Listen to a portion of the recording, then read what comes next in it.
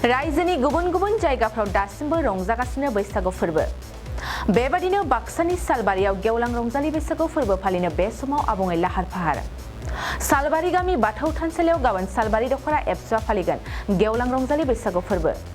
सानसेनि हाबाफारिजों फालिनो लानाय बे गेवलां रंजालि बैसागु फोरबोनि रंजाथाय समाव ओनसोलनि बयखौबो बाहागो लाफैनो दख'रा एबसुआ खावलायहरदों। बरपेटा रडनिफ्राय अनजे बसुमतारिनि खौरां।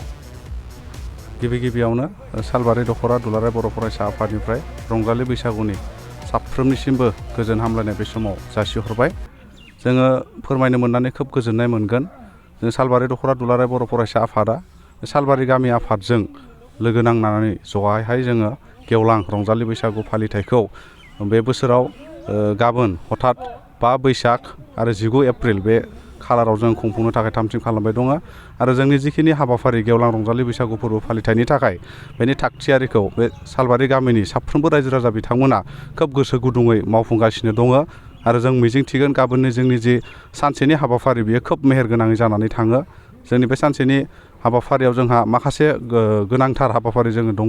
फुङावहाय जोंहा दुलाराय बर' फरायसा आफादनि फिरफिला बिरहोनाय, बेनि उनावहाय बैसागोनि फिरफिला बिरहोनाय, बिदिनो जोंहा गोजोन आरो खौसेथिनि थाखाय फारौ बिरहोनाय आरो बेनि उनावहाय बैसागो बोथोरखौ बरायनानै मोसाग्लांनाय, बिदिनो माखासे हाबाफारिखौ लानानै गाबोननि जोंनि जि सानसेनि हाबाफारि बेयो जागोन आरो बे सानसेनि हाबाफारियाव जोंहा ओनसोलनि माखासे मेलेमजिबि गुबुन गुबुन आफादफोरनि आफादगिरि गाहाय नेहाथारि मोनफ्रोमबो गामि आफादनि आफादगिरि गाहाय नेहाथारि साफ्रोमखौबो जोङो बे हाबाफारियाव बाहागो लानो थाखाय हांख्रायलाय जोङो होगासिनो दङ आरो मिजिंथिगोन बे गाबोननि जिखिनि जानो गोनां हाबाफारि बेयो खोब मोजांहाय जोंहा जानानै थाङो। बेनि उनावहाय जोङो अनज्लायनायनि मोनसे नेरसोनथि महरै साफ्रोमबो रायजो राजाजों जोङो गेजेरावनो जमाहाय जोङो बोथिसे जि गोखा गोखै जानाय बोथोरनि मुङाव बेखौ जोङो जानो थाखाय जोङो थि खालामगासिनो दङ।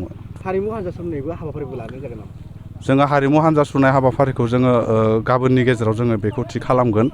बेवहाय जोंहा मोसाखावरि हिसाबै जोङो गुबुन गुबुन जायगानि मोसाखावरि बिथांमोनखौ जोङो लेंहरदों आरो जोंनि दख'रा हिसाबैबो जोङो जिहेथु हारिमु मावबादा सिगाङाव खुंफुंबाय, दा बेनि फिथाइ महरै जोङो माखासे मोसाखावरि जोङो सालबारि ओनसोलाव सोरजिनानै लानो हादों। बे जोंनि थाखाय गोग्गाथाव बाथ्रा आरो बिथांमोना गाबोन जोंनि हाबाफारियाव बाहागो लागोन। आलासि महरै बाहागो लाफैगोन नामा सोरबाफोर?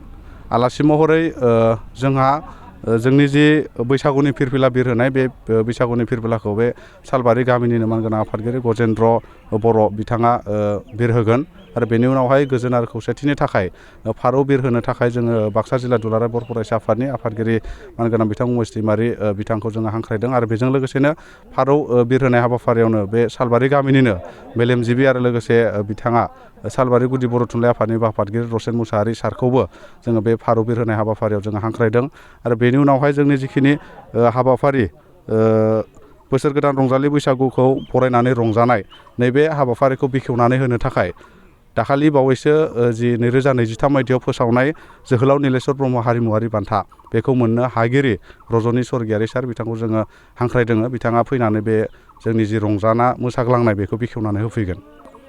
जोंनि सालबारि गामि समाजनिफ्राय आं सासे बोसोनगिरि हिसाबै गाबोननि जा जोंहा दुलाराय बर' फरायसा आफादनि बे बैसागोनि 5 खालाराव जा बिथांमोना खुंखा जानाय बैसागो फोरबोजों लोब्बा लाखिनानै बायदि बायदि हाबाफारि लानानै जोंनि बे गामि समाजाव बिथांमोना खुंफैगोन आरो बे खुंनायखौ जोङो मोजाङै जाहोनो लोंहोनो जोंनि समाजनिफ्राय साखाफारा जाखाबाय आरो जों खामानि मावबाय दं। दा बे बैसागो फोरबोआ जोंनि बैसागोनि मोनसे माहारियारि मोनसे फोरबो।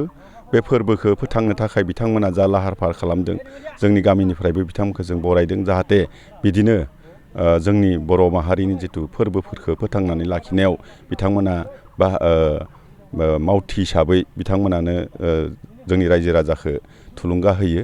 दा बेखौनो आसा खालामनानै जाहाथे गाबोन जोंखौ बोथोराबो आफा बोराइ बाथौनि अननायाव जोंखौ हेफाजाब होयो, बेखौनो गसाइनि खाथियाव आर'ज गाबबाय आरो लोगोसे गाबोननि हाबाफारियाव जोङो गोबां मोसाखावरि माबा माबि गामिनिफ्रायबो मोसानाय जागोन। जोंहा आफादगिरि दं, नेहाथारि दं, बिथांमोना दा खामानियाव मुखुब जानानै दं। दा बिथांमोनाबो गासै हाबाफारिखौ जाफुंनो थाखाय आरो लोगोसे जोंजों बिथांमोननि बे दख'रा सालबारि एबसुनिफ्राय बिथांमोनाबो बावहाय दंफैयो दा जों खामानि मावगासिनो दं जाहाथे गाबोन जोंखौ रायजो राजाया बावहाय लैहोर लैहोर फैनानै बाहागो लाफैयो बेखौनो आसा थिनानै आंनि बेखौ फोजोबनाय जाबाय। बरपेटा रडनि मुरि बाजारनि बरपेटा पुलिस थानानि खोलाहा थानाय दावला हटेलनि साखाथियाव गोदानै R&D मेडिकेल मुंनि गोदानै गंसे देहा फाहामसालि खुलिदों। बे देहा फाहामसालियाव गोबां बेमारफोरखौ नायनाय जागोन, जेरैहाय डायबिटिस, लोमजानाय साजानाय, आथिं आखाइ, मोदोमाव सानाय सुनाय, भां, गान्जा, डेन्ड्राइट, ड्राग्स बायदि फेग्रा मुवा लानाय, फेग्रा मुवा मोनाब्ला हमथानो हायै जानाय बायदि बायदि गोबां बेमारफोरखौ बे देहा फाहामसालियाव फाहामथाय होनाय जागोन। बे देहा फाहामसालियाव फाहामथाय होनो थाखाय गुवाहाटीनिफ्राय मोजां डक्टर फैगोन आरो बेयाव मुलिफोरखौ खम बेसेनावनो मोननो हागोन। R&D मेडिकेलाव फाहामथाय लाफैनो थाखाय गाहायनि जानबुं नाम्बाराव जगाजग खालामनो हागोन। जानबुं नाम्बारा जाबाय 8099 480 118।